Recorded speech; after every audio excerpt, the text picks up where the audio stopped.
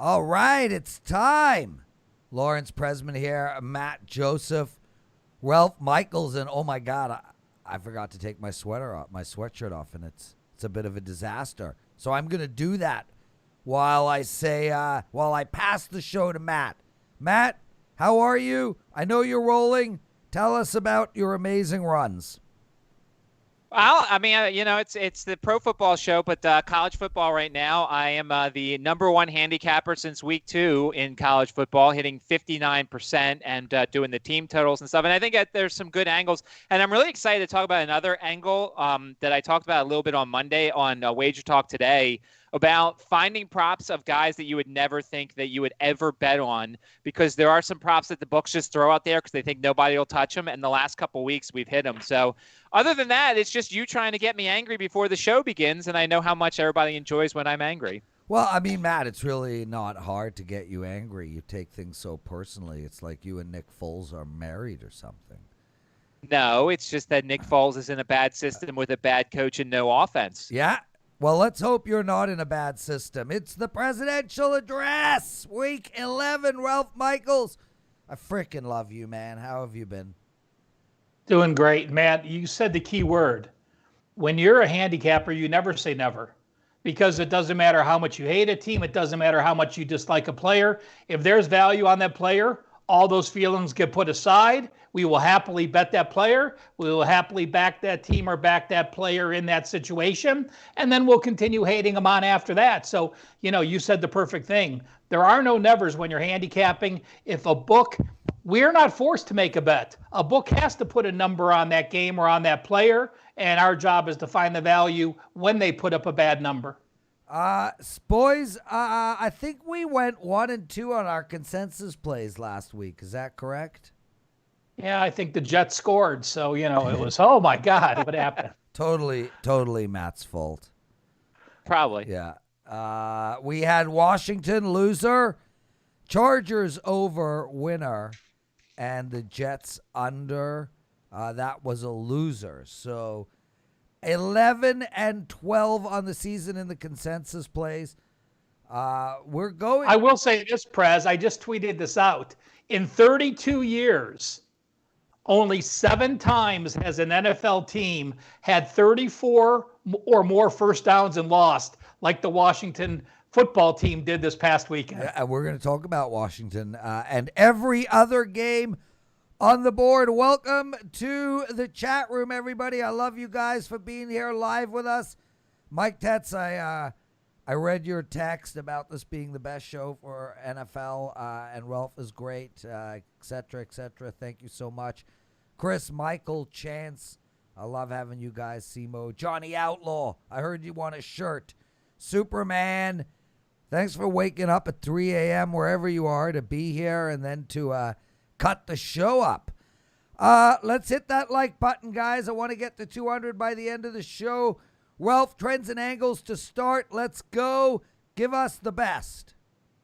Well, guys, I feel this is like a public service announcement that I do every week.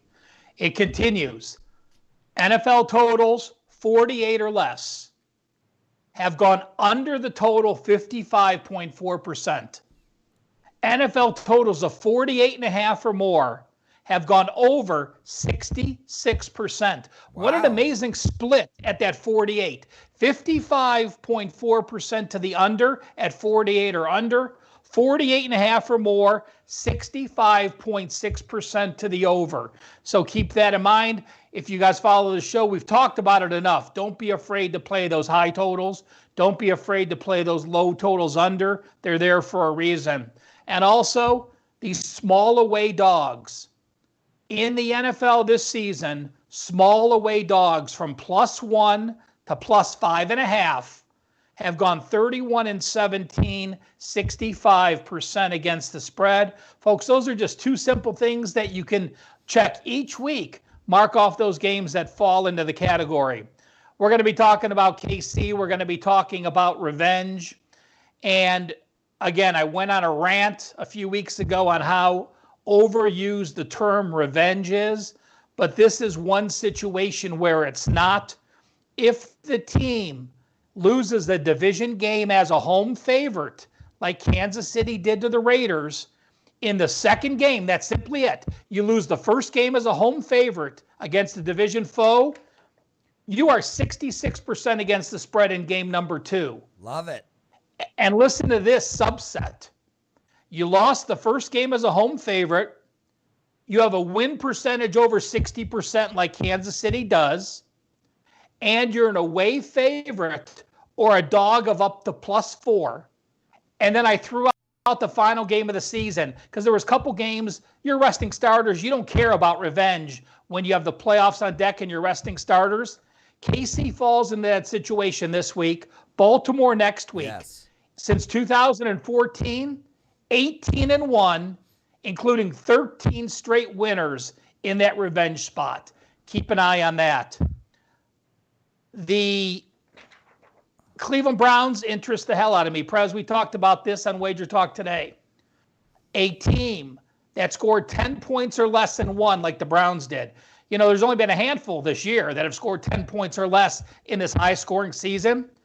If a team like the Browns scored 10 points or less and won the game, since 2004, they are 69% against the spread the next game. An amazing stat. Unbelievable. Defense does carry over from one week to the next. So then let's look at the opposite. How does a team like Houston do that allowed only 10 points and lost the game? Well, guess what? They are 83% since 2013 going 10-2. So both sides of that situation, score 10 and win or allow only 10 and lose, have been positive. And the last thing, we'll bring this up. You trail by 7+ points at the halftime, but you win at home and now you're on the road. That applies to Arizona, the first game we're going to talk about. This is the perfect segue into there. Teams that trailed by 7 or more at home and are now on the road have only gone 8-22, 26.7% against the next week. And that is to fade Arizona against Seattle. And Prez, that takes us to the Thursday night first game on the board. Except I'm not going to bite and take the segue. We're going to talk college football for a split second. But Ralph, your microphone is making a strange sound. I don't know what it is. Matt, did you hear it? It was a boom, boom. It's just I was listening to Ralph's trends. I heard something else, but I was mainly focusing in on Ralph. Okay, Matt. Thank you. That's really sweet of you, Matt. You're in rare form today, dude. Guys, I know we are an NFL show, but I got to talk to you about college football specifically, Matt. We've got an incredible promo for you, Matt. The promo code is MATT30, MATT. That's a double T, a redundant second T, but nevertheless a double T, MATT30. You're getting 30 days of all of Matt's college football plays for only $99, regular price $169. And Matt, you are absolutely in the zone in college football. Why don't you sell yourself? You can probably do it better than me. I mean, you know, I'm in good form right now. I had a rough week 1, readjusted a few things, started looking more at team totals and props and things, and that's kind of where things have been taking off since week 2. I'm the number 1 college football handicapper on Sports Memo, number 2 overall if you include the week 1, and enjoying it. And look, I've got a nice process down, and unfortunately we're losing games due to postponement. But when you're seeing things really well in a sport, you want to take advantage of something like that, and certainly a package like that. We're almost 30 days from when you gave out the other package there, Prez, because I got some tweets from people that are like, yeah, we're done with our 30 days that we got, and we want to join in. So this promo code will allow them to do that. Okay, guys, let's go. We want to make 1,000 sales for Matt.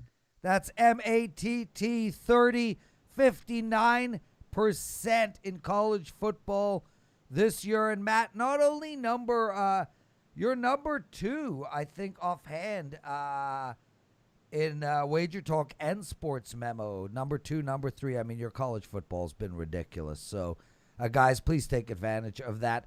And also, 133 of you guys watching, 27 likes, 28. What's up with the other 100 of you? Guys, come on. It takes 1 second. Hit that bloody like button.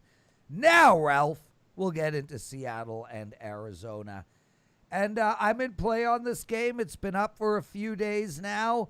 I'm going to add nothing to this conversation, but it's Seattle -3, a massive, monolithic monstrosity of a total 57.5. I guarantee you the smart money will be on the under. Matt, what do you like here? Well, when you look at Seattle, I feel like Russell Wilson, who was our MVP favorite, has kind of fallen off. When you look at how he's played as of late, he's had from week 7 to 10, he's had a bunch of turnovers. He's been sacked 11 times the last 2 games. He's taken 23 quarterback hits. He's feeling the pressure. When you're playing with the worst defense all time in NFL history, Russell Wilson's feeling the pressure. It doesn't help him that Chris Carson's been out. Doesn't help him that Carlos Hyde's been out because DJ Dallas and Travis Homer are just not good replacements there. Carlos Hyde has no injury designation. Chris Carson is questionable. The other status that's huge for this one is Tyler Lockett. And for those who don't remember, Tyler Lockett, all he did last game against the Cardinals was had 20 targets, 15 catches, 200 yards, and 3 touchdowns. He's questionable right now.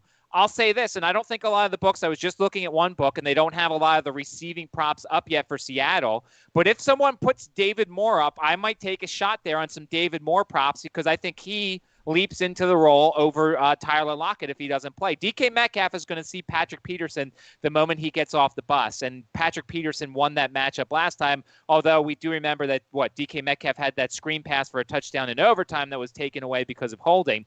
On the Arizona side, I'm looking at the Kyler Murray rushing props. 10-plus carries in 4 straight games. He had 67 yards rushing in that game against Seattle. And this is a Cardinals defense that blitzes the hell out of everybody. 163 blitzes overall, which is second in the league. There's 6 in quarterback pressures and quarterback knockdowns. I lean to Arizona here. I don't love either side. I'll probably just end up playing some props in this game because that's where I think there's some more value here. But you got to look at Arizona. It's somewhat of a bad matchup for Seattle, especially if Tyler Lockett and Chris Carson don't play. Matthew Joseph, everybody, sportsmemo.com. Ralph, where are you going with this one?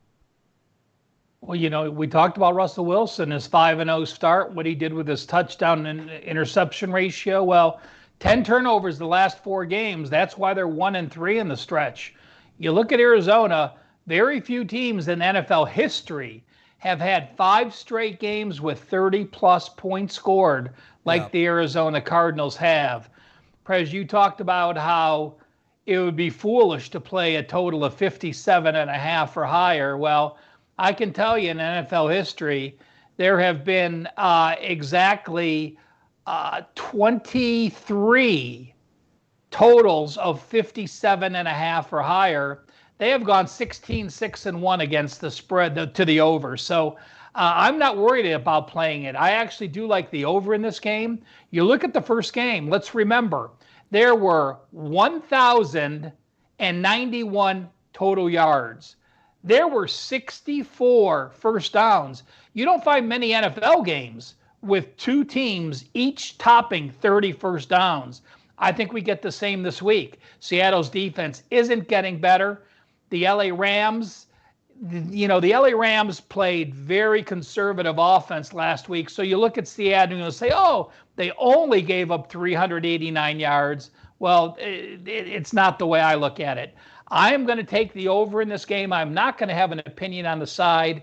And that 57.5 number probably should be closer to 60. Yeah, and Ralph, just for the record, I never said it was stupid to take that over, nor am I against taking that over. I just think some smart people out there are going to take the under. I'm with you, bro. Philadelphia, Seattle. I'd like to stop the show right now and make a public apology to Matt. I and Ralph both liked Philadelphia last week. Matt didn't. I offered him a wager. He didn't take it. Thank God. Matt, you were right. We were wrong. And here we go. Cleveland -3.5 against this Philadelphia team. Go ahead, Ralph. We had people on Twitter defending Matt because here's what I tweeted out. For those that watch this show every week, Prez says, okay, we're talking about the Eagles. And Matt says, I hate the Eagles. I'm never betting the Eagles. we talk about the Browns. I hate the Browns. I'm never betting the Browns. So I put that up on Twitter today, and people were all to Matt's defense. So, Matt, now I'm going to say to you, you hate the Eagles, you're not going to bet them. You hate the Browns, you're not going to bet them. We talked about it earlier today, and we said, well, even if you hate a team, there are certain situations where you like value on somebody. So tell us, in this game, who do you hate less? Yeah, Matt.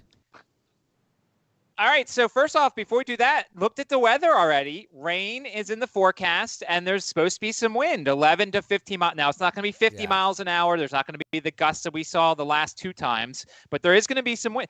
So bottom line here is this. I'm not throwing any sort of handicapping angles behind this. This is the type of game the Eagles win. I'm just telling you this right now as a guy who's watched this team for all my life. This is the type of game the Eagles win. Here's some fun stats for you. So the Eagles this year are holding running backs to just 3.4 yards per carry. That's really good. That lines up well against the Browns team that with Hunt and Chubb, that's what they want to do is they want to run it. And when you've got a guy like Darius Slay, you match him up with Jarvis Landry or you match him up with Rashard Higgins, and that guy's pretty much done for the game. Here's where the Eagles get bit. They are allowing quarterbacks to run for 7.1 yards per carry, wide receivers and tight ends 9.1 yards per carry. So if Kevin Stefanski's smart, which he is, he would have some jet sweeps and some misdirection plays and have Baker Mayfield run a little bit. I don't think Baker Mayfield can run it all. So to me, look, I think the Eagles have been a massive disappointment this season. They've got this stretch coming up where they're playing the Cardinals, the Saints, the Packers, all these teams. They're going to lose a whole bunch of games. This just feels like a win to me. There's no handicapping to it behind it whatsoever. It's part fan and it's part just this feels like an Eagles win here. And it's a short line. You would figure for as bad as the Eagles have played, you would figure this would be a 5 or 6 point spread. It's not. So to me, I'm leaning Eagles here. I think they win this game outright. It's just this is the Eagles fan in me watching them for years saying this is the type of game they win because nobody should pick them by any accounts. Matt, I got a question for you, Matt. Do you think the Browns GM Eric Berry, having come from Philadelphia's organization last week, helps them at all in their game plan? I mean, the Eagles roster is bad enough as it is, and their tendencies, they play to their tendencies. Like Doug Peterson is the least creative coach in America. He's got Jalen Hurts, and what does Jalen Hurts do every play? He fakes the handoff or he runs with it. He's thrown the ball twice. Jalen Hurts is a quarterback. I mean, let's do something with him throwing the ball. By the way, another stat for you there, Ralph. The Eagles are averaging over 5 yards per play running it, 5.12, yet they're averaging less than 5 yards per pass play at 4.96. In what world would you not want to run the ball 50, 60 times if you're the Eagles? They're a better running team, and you have Doug Peterson wants to take his mediocre quarterback and throw it 40 times. This is the game where I think he figures it out. They run it. Miles Sanders has a huge game. Eagles win. Behind it besides the fact that I've watched this team for years, and that's kind of just where I'm thinking. Yeah, and on top of all of that, I think that was probably the most definitive you've ever been on this show. And also, you're on fire today, dude. Wow. Nick Foles. Anyway, I like the under in this game a lot. It's on my short list. Matt, I listen to you, and I agree. I think we're going to get a lot of running out of Philadelphia. They really are struggling to throw the ball. And I think, you can talk about Cleveland running these jet sweeps and option plays and whatnot. When push comes to shove, I think they're just going to run their regular standard offense, and that is a whole lot of Nick and Kareem, a couple of play-action passes. They've got no wide receivers since Odell that can stretch the field. So I think we're going to have some dink and dunks. I think both teams are going to move very slow. Both teams are going to play a ball control, clock control. I like the under here, Ralph. I agree, Prez. And a lot of what the Browns are running with jet sweeps is because Nick Chubb was out. But they didn't, last week, what did you have? You had Nick Chubb, you had Kareem Hunt, you had Wyatt Teller, by far their best run blocker, and you run the ball 40 times for 230-plus yards, 5.6 yards per carry. You're not going to change that up. Right. I agree with the under. I think Philadelphia is going to run the ball. The Browns averaging 4.0 yards per carry, but, that's been very up and down this year based on who they've played. I will mention this, you do have the NFC East involved, and the NFC East is 2-18-1 outside their division. The only two wins from the NFC East, that Dallas win against Atlanta in the miracle fashion, and Philly's win against probably the most banged up team in NFL history, the 49ers. So I could not bet a Philadelphia or a Washington against Cincinnati when we get to that game until an NFC East proves they could win a few games. But you do have a first-place Eagles team here. I don't care what your record is.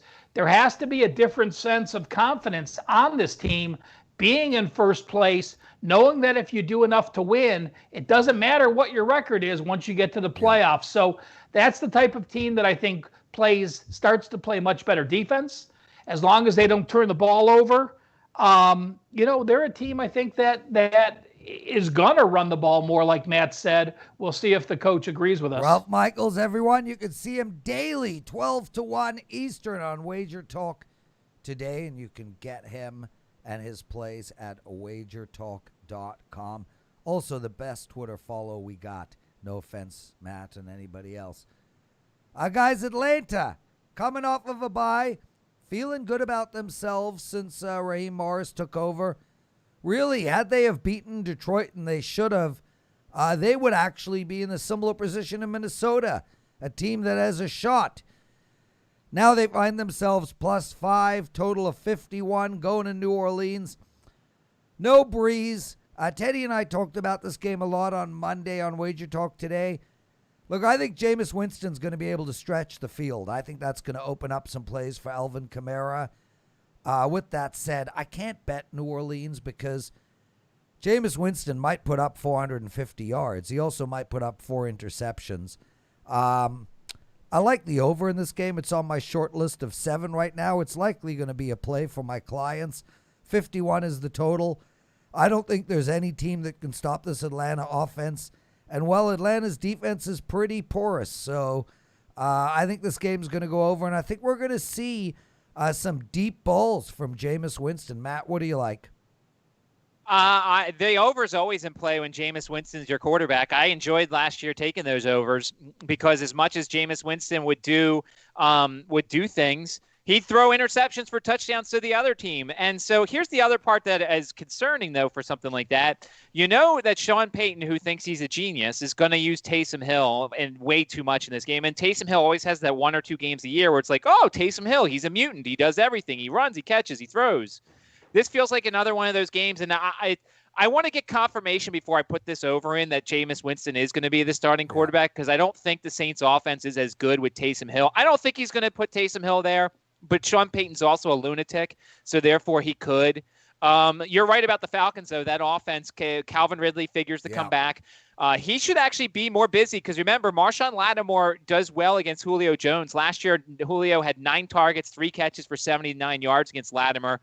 The one other stat, we've talked about how bad the Falcons are against tight ends. Concern is that Jared Cook had 2 targets last week for no yards, so I'm running away from Jared Cook. But usually we like to take tight ends against the Falcons here. I like your over. I just want to make sure that Jameis is the starter so that way Taysom Hill doesn't screw things up. Yeah, no, and I agree. If Taysom is playing as the starter, which I feel is going to be very unlikely, I would not play the over. I do lean on Atlanta, but not going to get there. Ralph, what do you like? Well, I'm not going to make it a consensus play. Sorry, guys. It's okay, dude. I actually go the opposite way. You look at the Saints defense. They're allowing 19 first downs. They're allowing 308 yards per game. In the last 5 games, they've held 4 of the 5 opponents, make it the last 6 games. They've held 4 of the last 6 to 283 yards or less. And that was a Tampa Bay team. Again, that was a Carolina team. That was the Detroit team on the road. And that was a banged-up San Francisco team. But still, you have the number 1 defense holding foes to 65 yards under their average. You have a defense allowing 3.3 yards per carry matched up against an offense that's only rushing for 3.7 yards per carry. Yes, I see that the Atlanta Falcons are 2 different teams, 0-5 under Quinn, 3-1 under Raheem Morris. Excuse me, but I just can't get to the over in this. I lean the under. And, a lot of Jameis Winston's overs, Matt, was because Bruce Arians went for it on fourth down all the time. Sean Payton's not going to do that. You right now are looking to be the number one seed in the NFC. I think you're looking to just get away with a win. I think you're happy being conservative, running Kamara. I think this is going to be a low-scoring under game, and I don't want to lay that many points with a backup quarterback. FYI, Jameis Winston, as a starter, as a favorite, 7-14-1 against the spread. Awesome stuff, Ralph. Detroit, Carolina, not a lot of lines on the board, and I got nothing in this game. There's a -1.5 at Circa, -3 at some of the global shops, and 47.5 is the total. But really, this game's pretty much off the board, and I got nothing. I would lean on the over, though, that's for sure. Matt? I mean, I can't. You got a Matt Stafford with a thumb injury, and you've got Teddy Bridgewater with an MCL sprain. The Panthers just announced that Christian McCaffrey's not going to play, so it's a Mike Davis game. Mike Davis is getting 40% of the team's touches without Christian McCaffrey in the lineup. And oh, by the way, J.D. McKissick just went up against these same Lions and had like umpteen catches, 19,000 catches. So to me, I'm looking at Mike Davis props. He should be busy once again. And on the other side, DeAndre Swift played 73% of the snaps last week for the Lions. So those are the two guys, especially with banged up quarterbacks. I'd look at Swift and Mike Davis here for any sort of props, but you can't really say much without too much of a line. Yeah, Ralph, you want to quickly weigh in on this one? Yeah, a pass for me. You look at a Carolina team. I'm not going to lay points with a team that's 1-8 straight up their last 9 home games. I'm not going to take Detroit in that short number.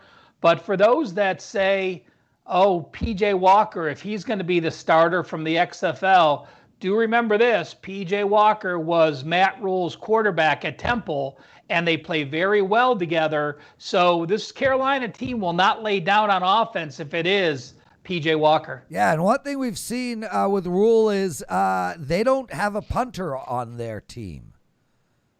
It's actually unbelievable. I don't know if you guys have noticed, but man, there's so many teams going for it on 4th and 4, 4th and 5. Especially inside of field goal range. We're watching the NFL change right before our eyes. And I've always thought to myself, doesn't that happen more?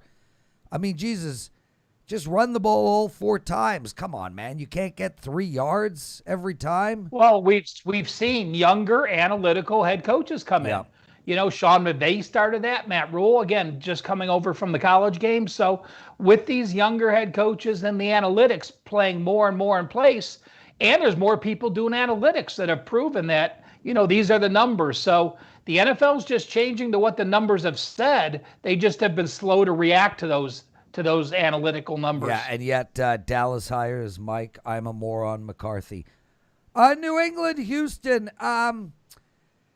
Well, this has been a big line move. Originally, it was -2.5 to Houston. Now it's -2 to New England. And look, I get it. I mean, we all saw New England beat Baltimore last week. And let's be honest here. New England could have beat Seattle. They could have beat Buffalo. And they could be right in the thick of the playoff hunt. Houston's not a very good football team. I've come around from the beginning of the year. With that said, I can't touch this game, Matt. Like, I feel like it's a tough spot for New England. I feel like there's an overreaction on this line. I just got to pass. Scheduling spot-wise, I don't think it really favors the Patriots right now. And you look at them coming off of a game against the Ravens, which was highly physical. They ran the ball a ton. It was in the pouring rain and everything. I imagine playing the Ravens would be like coming off of a Navy game or an Army game where you're just getting constantly beat on. And it was a tough game for them. Also, this is the 3rd road game in the last 4 weeks. And I was just looking to make sure that there's no look ahead. They've got the Cardinals next, so there's not like it's a look ahead situation here. But I just, New England's defense hasn't been very good. They are second highest in the NFL, allowing 8.2 yards per attempt on a pass. Their DVOA passing defense is towards the bottom. Cam Newton, all of a sudden, that he looks good against Baltimore, but it was a lot of Damian Harris who did it, which will be interesting because Sony Michel is supposed to be back this week, and the Texans, you can run on them, so Cam Newton may not be needed much at all. But then how do you break down the carries with Sony Michel and Damian Harris and Rex Burkhead and James White? So there's a lot of question marks on the Pat side. Against the Patriots, Deshaun Watson's 2-1 against the spread. All 3 of the games that he's played and have been a touchdown or less. I actually lean to Houston. I don't know if I can get there yet because I want to see some injury situations and things like that. But I actually like this Houston team at home a little bit. Patriots on their 3rd road game in the last 4 weeks. And then coming off the Baltimore game, I like Watson. He's been really hot when it's not blowing 150 miles per hour. So I lean Houston here. Don't know if I can get to it. Might be a tease piece there if I could tease it up and give myself a little bit more room there. Ralph, what do you think? Matt, you brought up a point, and it's a record I actually looked up in the past. And I just want to quantify what you said. Baltimore is a physical team, but teams have responded pretty well. They've gone 27-13 straight up, 20-18-2 ATS, so just over 50% after facing the Ravens. But again, you are facing the Ravens on a short week and having to travel, so that does add a little bit. Off the top of my head, in the last 5 years, the only team that stood out to me that was a major play against the week after facing them were the Steelers when they had Palomalu and they had that incredible defense a few years ago. Teams after playing that Steelers team were incredibly strong play against. But just to let our viewers know, after playing the Ravens, yes, it's physical. Yes, it's a short week. But the ATS numbers are not out there to say that I should bet a play just because of that. Houston's still Houston. Listen, you are 0-for against anyone not named Jacksonville. Even though you've played Jacksonville twice, you've been outgained in 8 of 9 games. The only game that you've had a yardage edge was Jacksonville, the first game under Romeo Cornell. You were at home and you were 0-4 team and desperate. So to me, that's a concern, and that's the reason I cannot bet Houston.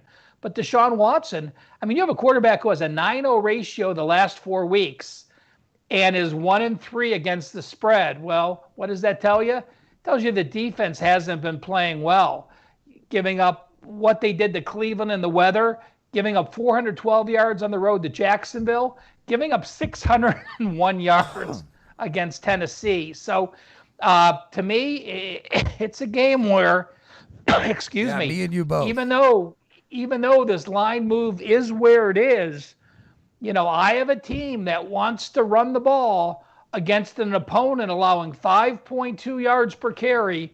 And if I have a defense allowing 5.2 yards per carry and a team that wants to run, there's only one way I'm going, and that would be siding with the Patriots. Ralph Michaels, Matt Joseph. I'm Lawrence Presman. You're watching the NFL Presidential Address. We tape every week, 4 p.m. Eastern on Wednesdays. I just want to give everyone a shout out next week. The show will be on Tuesday.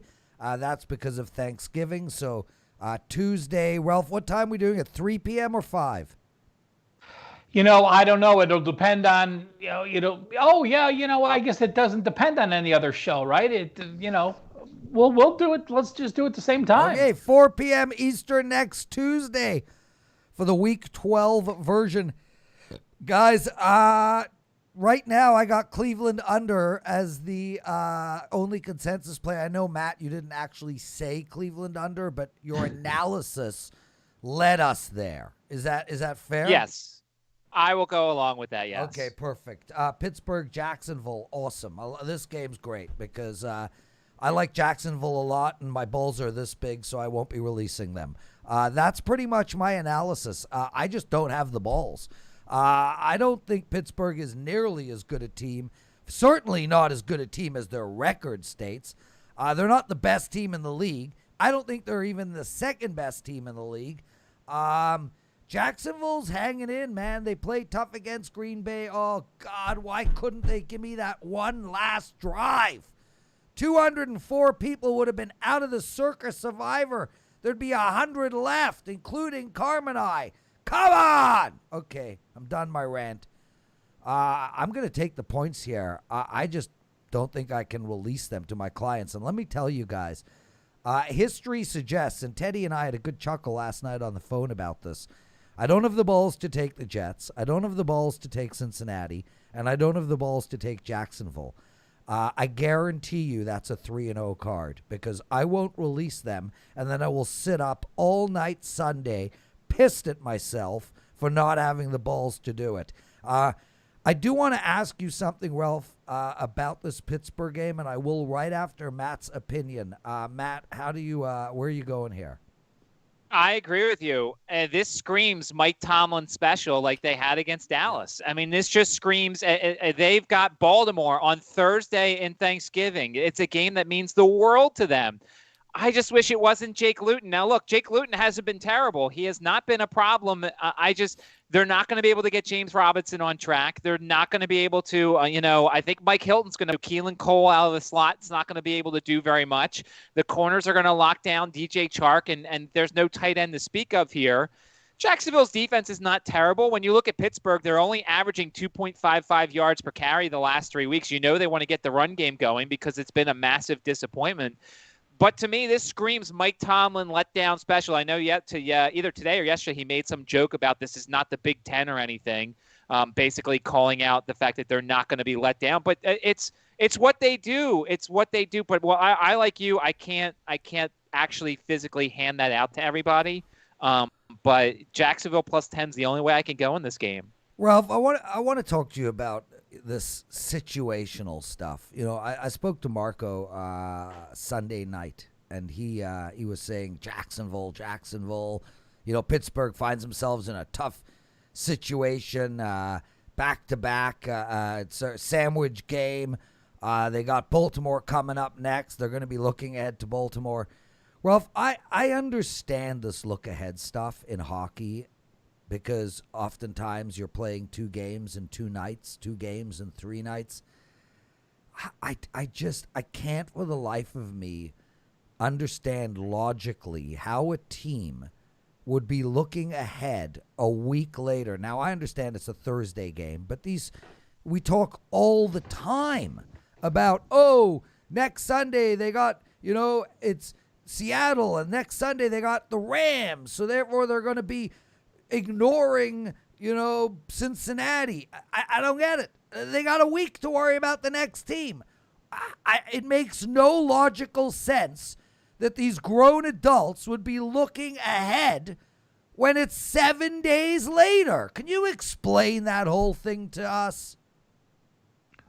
Prez, for 90% of that, I am going to agree with you. I think look-aheads are way overrated. I don't even... Now, I talked to Marco last night, and I ran some numbers because I'm bet on it. This will be his sandwich game. Sandwich game with peanut butter. When you watch it later today. Now, I will say this.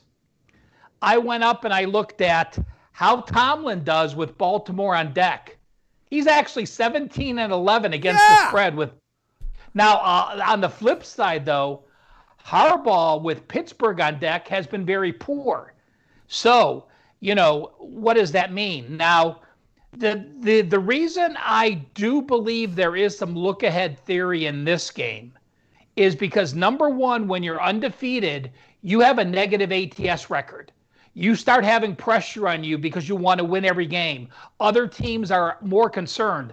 This is only the 4th game in 32 years in the NFL where a team from week 8 on later has been undefeated, playing a team with only 1 win. So on the flip side, I've mentioned on numerous TNA segments, if you are winless or you have 1 win, you have a positive ATS record because teams do look past you. So in this instance, I think we will have a look ahead just because they're saying, this is Jacksonville. Jacksonville has lost 8 straight games. Jacksonville in those 8 games has allowed over 31 points per game on average. So there is a different mentality when you're prepping for a team like Jacksonville with 1 win. There is a different mentality when you're undefeated and you start having pressure on you. And it may not be as much look ahead to Baltimore as it is just the 9-0 against the 1-8 records, in my opinion. Yeah, and I just want to say for the record, look, you're in your basketball with the back-to-backs. The Lakers are on their way through New Orleans on Tuesday, and they got the Clippers on Wednesday. I can understand it. I don't buy this look-ahead stuff in football ever. Ever, ever, ever. Marco could take his peanut butter. He can put his jam on it. He can eat that sandwich till he's blue in the face. It just makes no sense to me whatsoever. Guys, did I hear Jacksonville is a consensus play that none of us are going to release to our clients? Yeah, you did. And you also, just a reminder, when the Steelers are an away favorite, it is either bet the under or do not bet the game. There are so many trends, and it is probably one of the only team trends that I often bet, because when the Steelers are an away favorite, Mike Tomlin only cares about winning that game. His offense does not run. You have Big Ben, who's off that huge performance. Now I think Big Ben in his next contract is going to say, I shouldn't ever have to practice. Yeah. And he'll go back and cite the Cincinnati game, not practicing, 333 yards, 4 touchdowns, no interceptions. So I don't think he throws like that. That was Cincinnati. That was a team that you have a Burrow that you want to make sure you tell him who's king. That is a division game at home off that embarrassing Dallas performance. I think we get a very vanilla game. And even with Jacksonville's off defense being that bad, if the Steelers aren't an away favorite, there's absolutely only one thing I can do, is either bet the under or don't bet the total at all. Yeah, look, Mike Tomlin reminds me of like the NBA giving out that MVP trophy. LeBron James should win it every single year, but he doesn't. Mike Tomlin should win Coach of the Year a hell of a lot more times than he has. I gotta ask Matt. Is it still Alex Smith, or is it Big Ben for comeback player of the year? Come on. Alex Smith, 2 straight 400-yard passing games. He is your Seapoy right now, and I'm loving it. Look at you with the acronyms.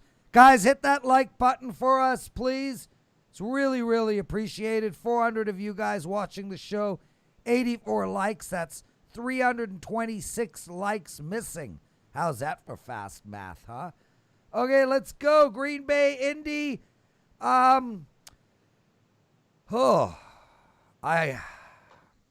wish I had I want to bet this game bad. I want to bet both Green Bay and Indianapolis, and I want to bet against them both too. That's what's really I'm struggling here. Indianapolis, they just looked so good against Tennessee. And Green Bay looked so bad against Jacksonville, but we know Indianapolis is not as good as they were against Tennessee. And we know Green Bay is not as bad as they were against Jacksonville. My lean on this game is Green Bay plus the 1.5. I do like over the total, though.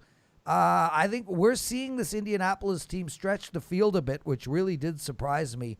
But I'll be honest here, guys. I don't have a true handle on this Indianapolis team. So although I do lean on Green Bay and I lean on the over, this game is not going to make my card. Matt?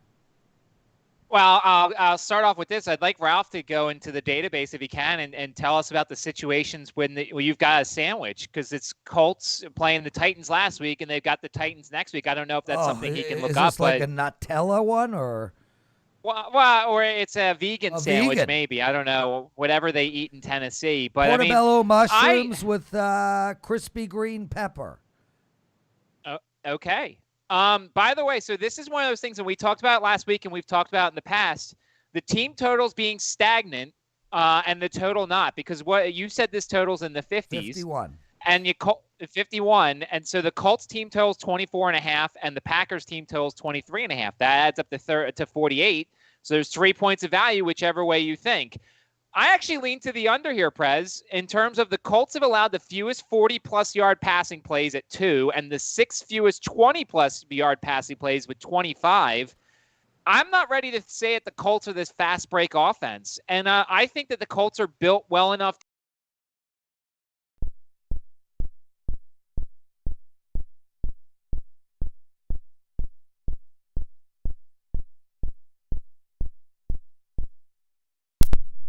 Hello?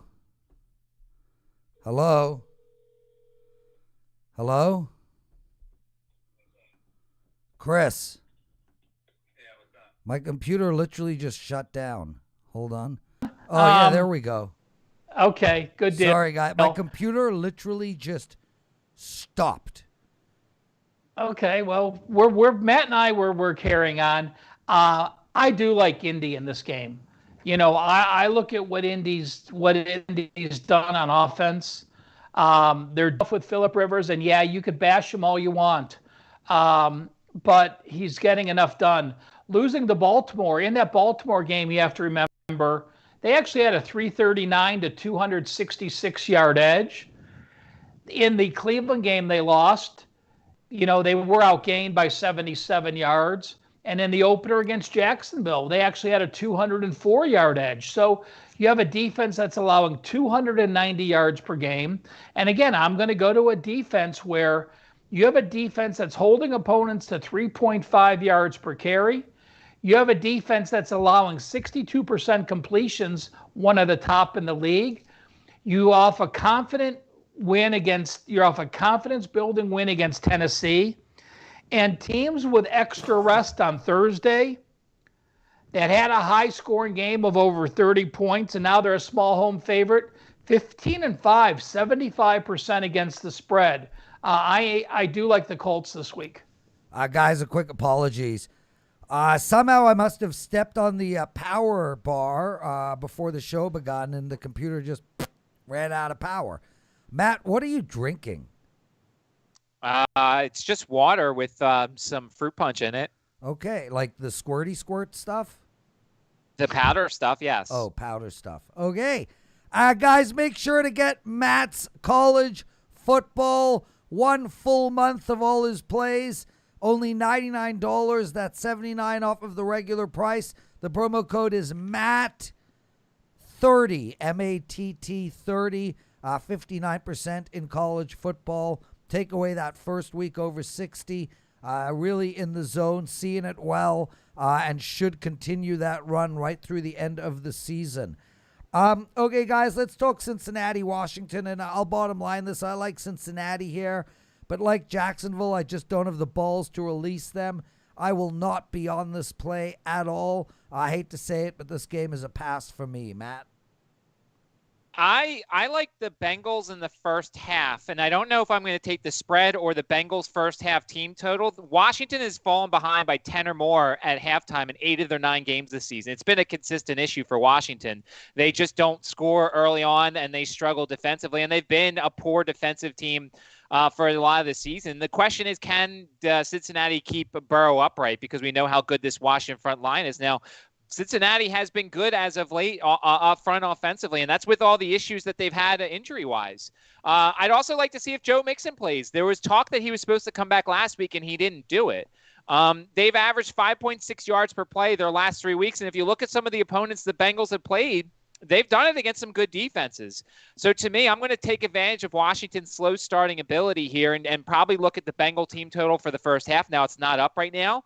Washington just had a player get COVID, and so both teams are in the intensive COVID protocols, which means virtual workouts and masks during. They both had walkthroughs today, and they're wearing masks. So we'll see what happens when this comes back up. But if Joe Mixon plays, I'm looking at the Bengal first half team total here because Washington struggles in the first half. And also J.D. McKissick, who is Alex Smith's best friend, he's had 29 targets the last 2 weeks. He's hauled in 16 of them. I think that continues. Last thing, so I mentioned at the top of the show the props that people don't touch on. Last week, my easiest win, and I'm looking forward to it again this week if it's up, under 6.5 rushing yards for Alex Smith. And what they do is the sports books put up all those props for all the guys, the quarterbacks. They put up the yards, the receiving, the completions, the attempts, the touchdowns, interceptions, and then for some reason for everybody they put up the rushing yards. Well, we know Alex Smith's not going to run. After surgery, he's not going out there and running. Cincinnati's pass rush is not going to threaten him.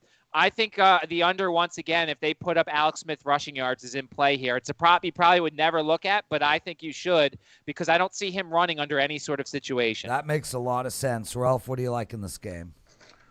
Well, look at Washington, and their 2 wins are against other NFC East teams. I like the progression that the Bengals have had. Losing to Pittsburgh, is not an embarrassing game, especially because it's so misleading. You only got outgained by 53 yards, 377 to 324. I think Burrow keeps learning this NFL system. I think Burrow now, you look at his road games, at Cleveland, at Philly, back-to-back road games early. At Baltimore against a great defense, at Indy against a great defense, at Pittsburgh against a great defense. So you have faced probably all top-notch defenses. This is the first defense you faced that, well, actually, this is the top 10 defense as well. So you're not even saying that. So what I will say is this. When Burrow goes to Houston, game number 15, make sure you load up on this.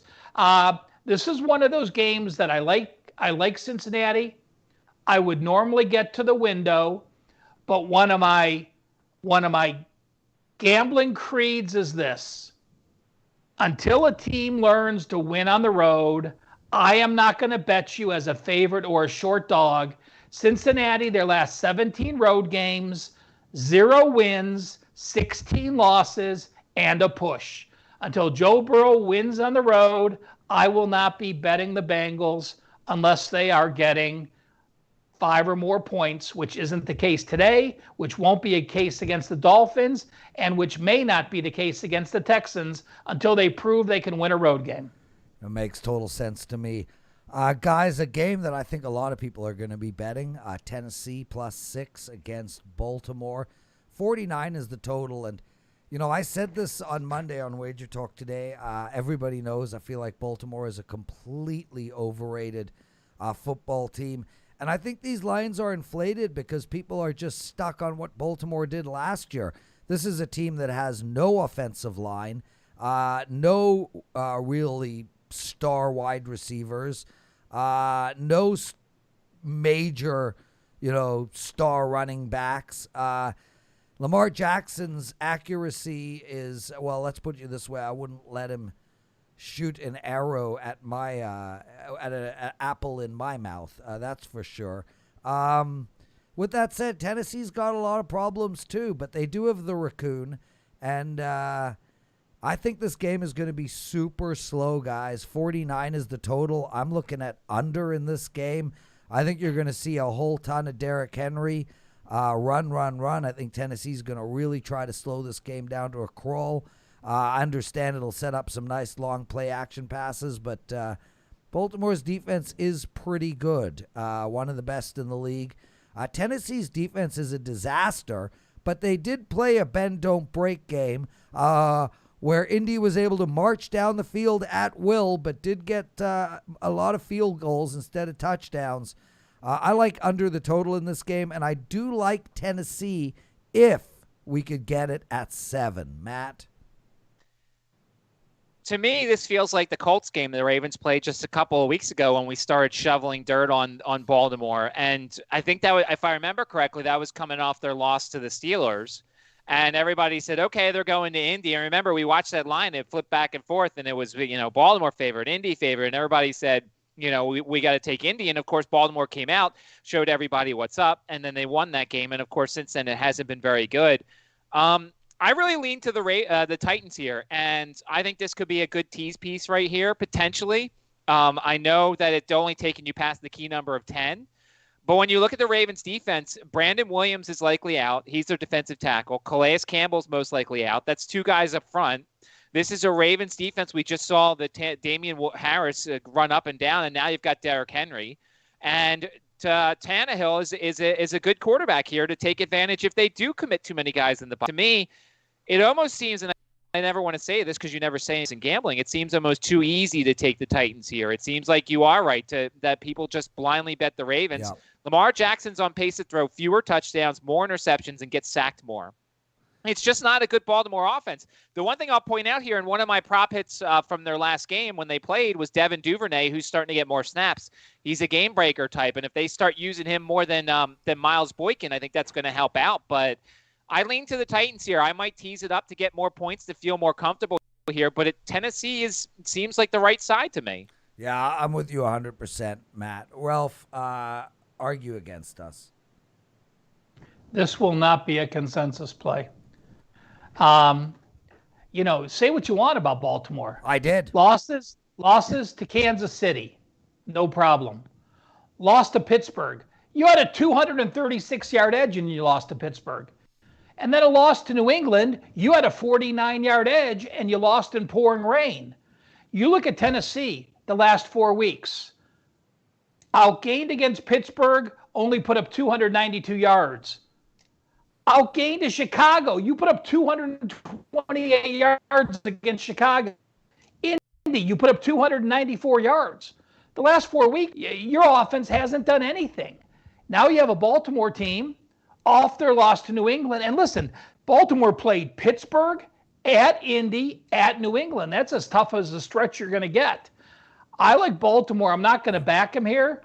I'm going to be part of a Baltimore. You guys talked about teasing Tennessee up. I'm going to take Baltimore and KC and tease them both down to go -1 or pick them.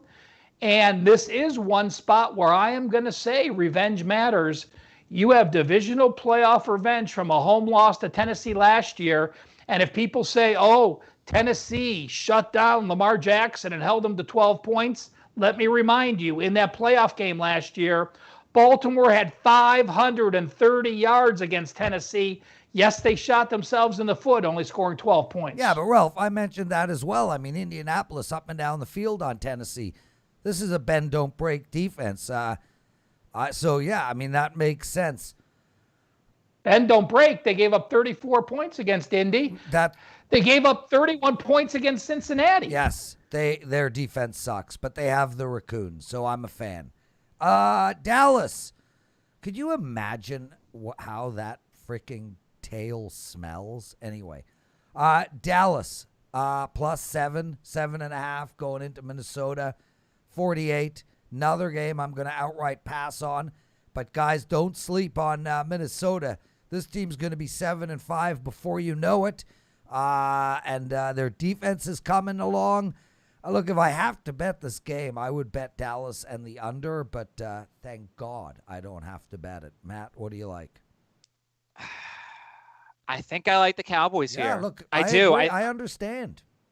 If Andy Dalton plays, look, you got to kind of wipe out the last 2 games they played with DiNucci and with Garrett Gilbert. Like, you kind of have to just forget those 2 games happened because your offense is going to collapse. There's going to be no room for Zeke Elliott, and you've got quarterbacks who should be bagging groceries instead of playing football. And it's just, you kind of have to forget. Now, look, you can't forget about how bad Dallas's defense is, but they're going to get Chidobe Awuzie back at corner. He's been out since week 2 with a hamstring strain. It's almost a positive that Trayvon Diggs is out because Trayvon Diggs is playing like a rookie. He's terrible.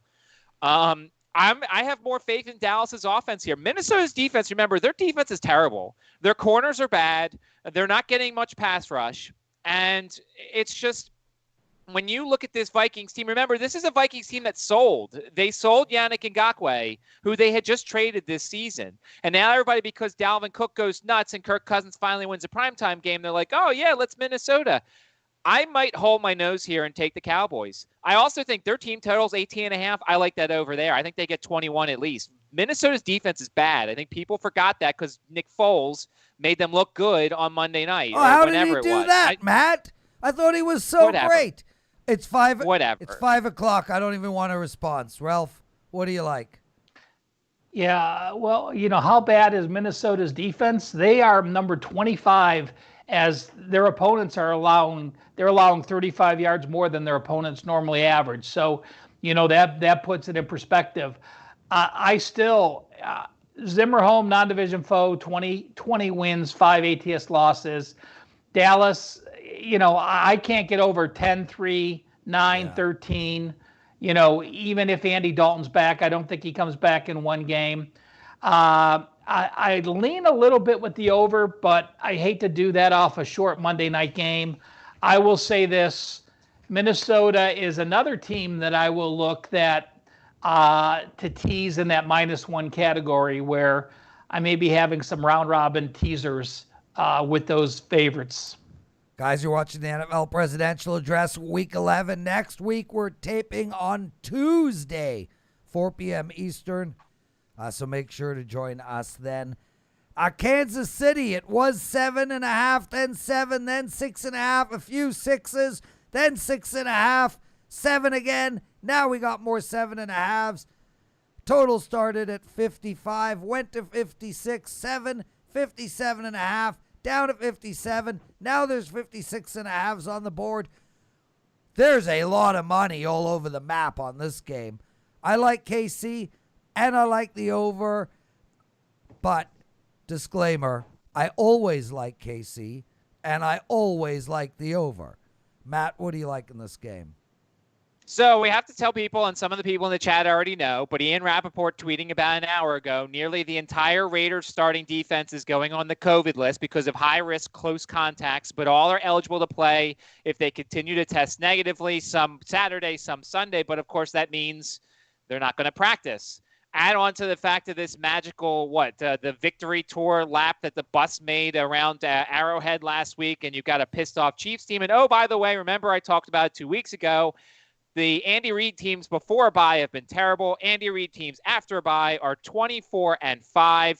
3 of those losses came with the Chiefs. I think this is an easy teaser down to I'm going to take the Chiefs while they're at around 6.5, tease it down to where they have to win. Remember, the Chiefs did put a couple guys on their own on the COVID list, Mitchell Schwartz and Eric Fisher, 2 tackles.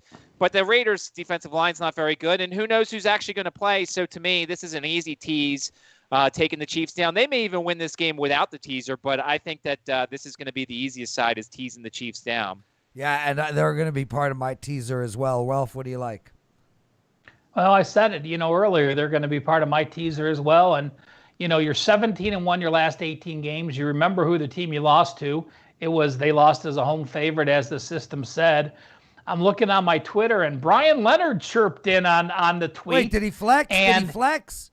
In the tweet, he put, I listed the last 17 games that they've gone 17-1. And the one that said the game set 18 games ago was against the Chargers, and they allowed 8 points. But Brian pointed out the Chiefs have allowed just 33 third-quarter points the last 17 games.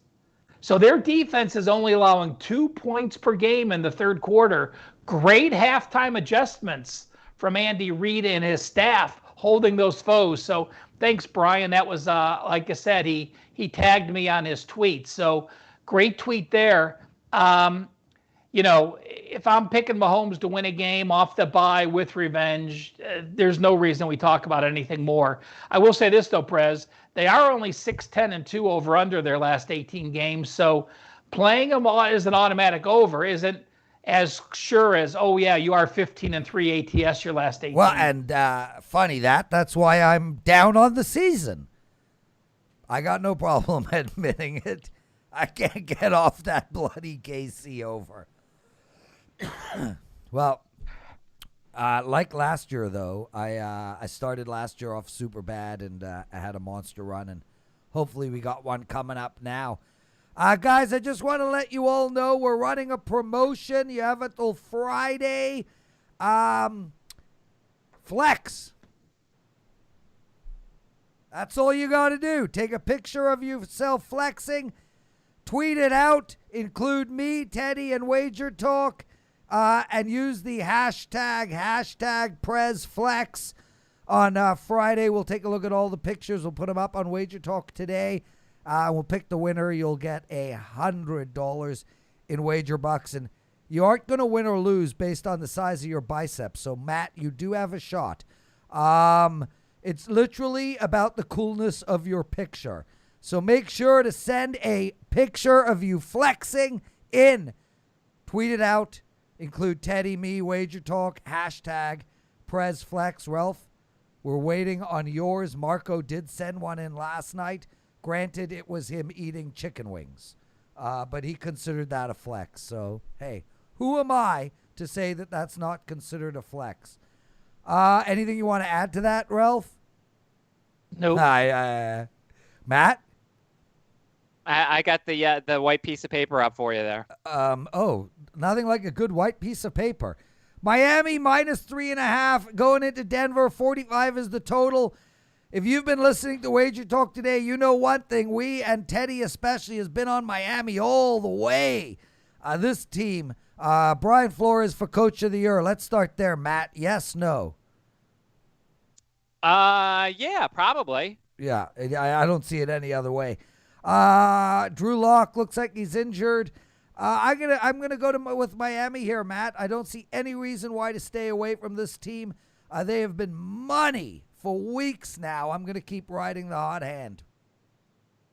I really wish Drew Lock was playing because I would take Denver here. I really would. I can't do it now because I'm not going with Brett Rippon or any of the other guys that they have in Denver's stable. Wide receivers are just catching 60.1% of the passes thrown against the Dolphins, second lowest in the NFL. Plus, if you wanted to take the under here, the Dolphins run one of the slowest paces. They have plays every 29.3 seconds. And they're only averaging 4.6 yards per play with Tua under center. I could see the under here. I don't know how much Denver's going to score. I don't know, especially if their quarterback here is I think you could go on Denver's team total under. The one guy I'm looking at prop-wise is KJ Hamler because we've talked about how slot guys have the most success against the Dolphins.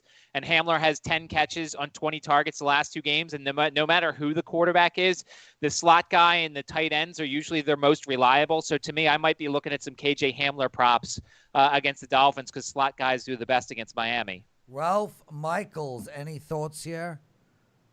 I echo Matt's sentiments. If Drew Lock were playing and I was getting over a field goal, I would be all over Denver as a non-division home dog against a team that's 3-0, yet they're getting outgained by 150 yards per game. He's had the lead in all 3 games because of defensive and special teams touchdowns, but hey, they may get another one here, with whoever's quarterbacking for Denver. So to me, it's no play. I do also agree with Matt's sentiment on the under. You're going to look at a team that is going to try to protect that quarterback by running the ball a lot. Dolphins defense improved, early. New England and Buffalo ran on them. That was before the quarterback change, but they've slowed the pace down. They only ran 57 plays against the Chargers. They've only ran 53 plays against Arizona, and they only ran 47 plays against the Rams with that lead. So Miami has the lead. You can write down under in this game. And we got the Jets next up. Plus 8.5 against the Chargers, 47. Man, Carmen and I are in this Circus Survivor, 1.2 million to the winner, and we're sitting here going, is this the week we take the Chargers?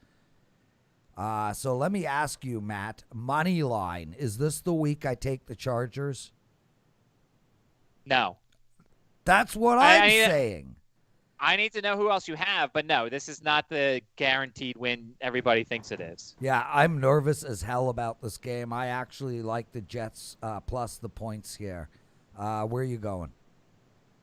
I like the Jets plus the points too. And I think I'm going back to the old reliable here. I think I'm taking over half a point for the Jets in the first quarter. The Chargers defense is not what everybody thought it was. They traded away Desmond King, which has opened up the slot. Thank God Jamison Crowder's back. I think Jamison Crowder gets back underway and everything is good with him. The Jets aren't a good team. They're flawed in so many ways. Brian Poole's out at corner. Pierre Desir got cut. Their cornerbacks are terrible. And we know that Herbert's going to take advantage of it. But, I mean, should we just pencil in the Chargers being up 7 or down 3 with like 3 minutes left? That's just what it seems like. Much like Eastern Michigan, the Chargers are always in close games. Jets coming off a bye week. I know Ralph's got a trend or something about winless teams coming off a bye week. I just feel like this is it. This is their one game I think that they can win. I don't think they will win, but I feel like they're going to play hard. So give me over half a point in the first quarter for them to score in the first quarter. I think we get one of the best efforts of the year for the Jets. I think we already got one of their best efforts last week. Ralph, what do you like? Well, we know winless teams. We talked about it on Wager Talk today. Matt, the angle you were talking about, winless teams from week 4 on off a bye getting 5.5 points or more, 74%. Winless teams game 8 and higher, just plain old winless teams, 59.6%. Why? Well, teams tend to let down.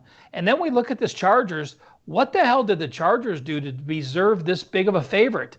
I went back in my database, and in 32 years, only 11 times has a 2-win team game 9 or higher. So you were 2-7, 2-8, 2-9, 2-10. Only 11 times has a team been a favorite of a touchdown or more in NFL history. And they have a losing ATS record. And this is the third largest line that a 2-win team has given. And those first two teams went 0-2 ATS. So we have a Jets misperception from when they didn't have a quarterback, the way they were playing, to a Jets team that is improving and playing better, against a Chargers team that everyone's excited about Herbert because he's the first rookie quarterback to throw 2 touchdowns in 6+ games, but they're still 1-8 straight up their last 9 games. If you watched this show 3 weeks ago, you could have bet $1 million that the three of us wouldn't have a consensus pick on the New York Jets a few weeks later. Well, guess what? We're having a consensus pick on the New York Jets. Yeah, something's crazy. Boys, we got one last game to talk about. Before we get into that, I just want to ask you both, starting a franchise, Lamar or Herbert, who'd you rather have? Matt? The fact that you're even thinking about it demonstrates my point on Lamar Jackson. I mean, Lamar Jackson's talent is better than anything Justin Herbert could ever dream of, but I think his shortcomings when it comes to passing the ball at the quarterback position. That's what we're talking about. We're not talking about as a running back. Well, of course, I understand that. But then again, I also want to see Herbert year 2 because once everybody gets film and prepares for him That's fair. and makes the necessary adjustments. So I can't – I'm going to say Lamar only because he's going through that year 2 already. I am taking Herbert by 100. It's not even – ooh, nice bicep. Not even close. Ralph? Yeah. I agree with that. You can't make a determination. I mean, if I'm starting a franchise, I would take Joey Burrow. Yeah, he wasn't part of the question, but I would take him too. Because I would have taken Joe Burrow too. Put me down for one Joe Burrow, please. Consensus. Yeah, watch out for the quarterback on Cincinnati. He's putting together Cincinnati in college football. He's putting together a out-of-nowhere Joe Burrow-like season. No. It's okay. Ritter is nothing like Joe Burrow playing in the SEC. No. Sorry. Are you done? Continue. Okay. The Rams, Tampa Bay, Rams +4, 48.5. Man, God, I have been talking about this game with friends all week. A lot of people I know really, really like Tampa Bay here. It's really keeping me off of this game. I like the Rams. I said on Wager Talk today, I think the Rams are the second best team in football. I think they're the best coached team in football.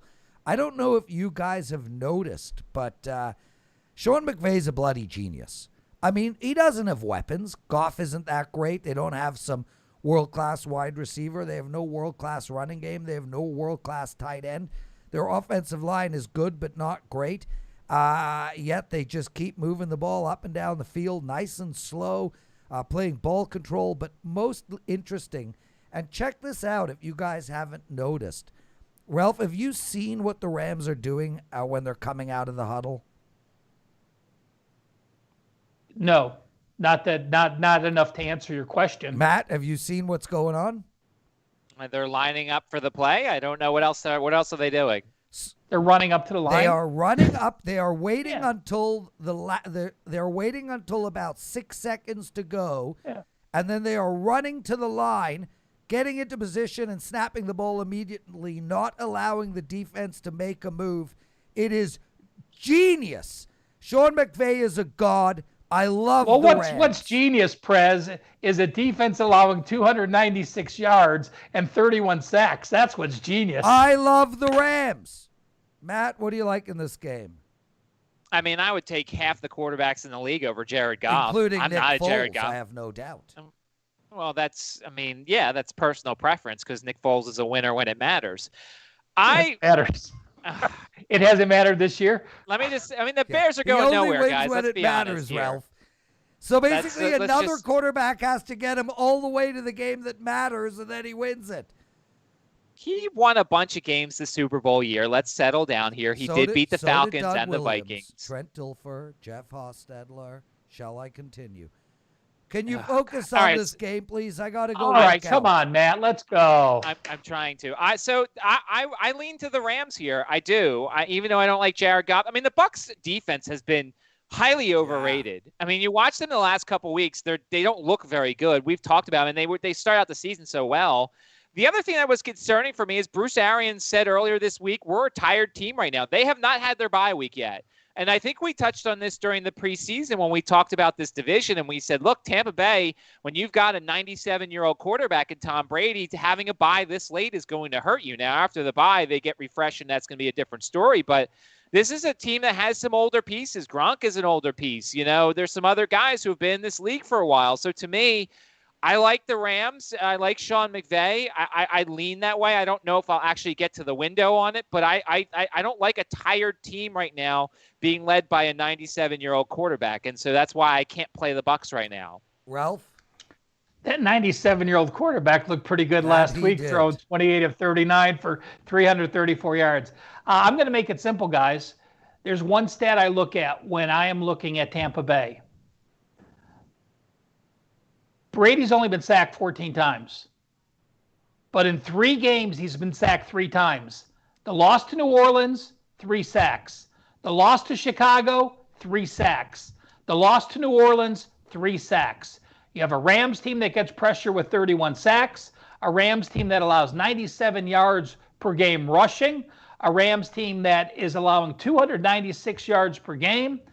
I think defense wins this game. I think the Rams defense is strong enough to get to Brady, sack him multiple times. And you look at Brady's numbers in those 3 games where he was sacked 3 times, he starts to get Happy's feet. Being a 97-year-old, of course, his wheelchair doesn't move nearly as fast.